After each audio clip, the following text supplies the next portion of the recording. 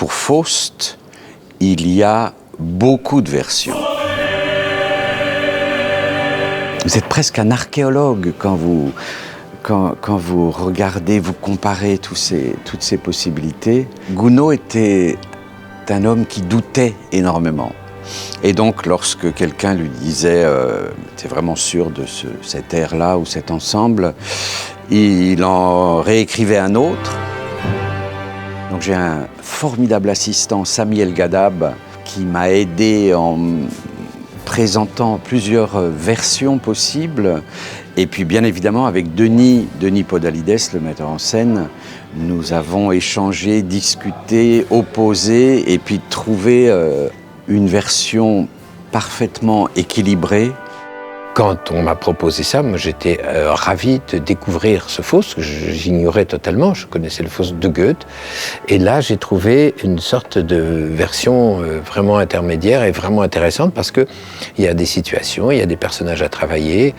Et c'est une manière un peu moins monumentale ou moins traditionnelle de proposer ce Faust. Dans la musique de Faust, il y a cette dualité entre Gounod, qui voulait être prêtre d'ailleurs, homme d'église, organiste, et puis l'homme dévoré par ses passions et par ses désirs. Chez Faust, il y a la même chose, il y a la science, il y a la connaissance, il y a l'âge aussi, et donc la musique qui est très ardente, mais presque austère, et qui est contrasté avec ses désirs, ses pulsions extraordinaires de jeunesse, de beauté, cette quête d'absolu. En fait, c'est 1859, l'année même 1859 qui m'a inspiré, cette époque-là.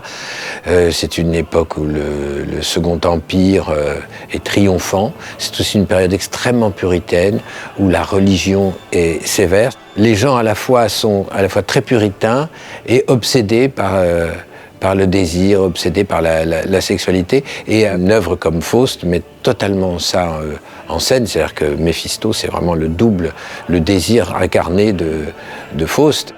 Ça permettait de mettre le désir à distance. C'est pas moi, c'est lui qui me fait faire le mal, alors que moi, je suis tourné vers Dieu.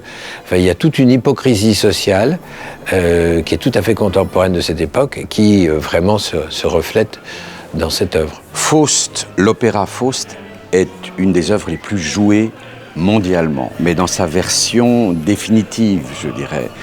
Mais Faust, dans sa version originale, dans son idée originelle, est une pièce de théâtre dans laquelle on chante. Je travaille les dialogues parlés avec les chanteurs lyriques exactement comme je travaillerais avec des acteurs. C'est-à-dire là, il n'y a absolument plus aucune différence. Et qu'est-ce que ça va transformer, changer? C'est que si on ne veut pas opérer des cassures entre les scènes parlées et les scènes chantées, il va falloir à un moment que la tension soit telle que le chant devient nécessaire. Et à ce moment-là, chanter après une scène de dialogue, ça veut dire parler plus haut.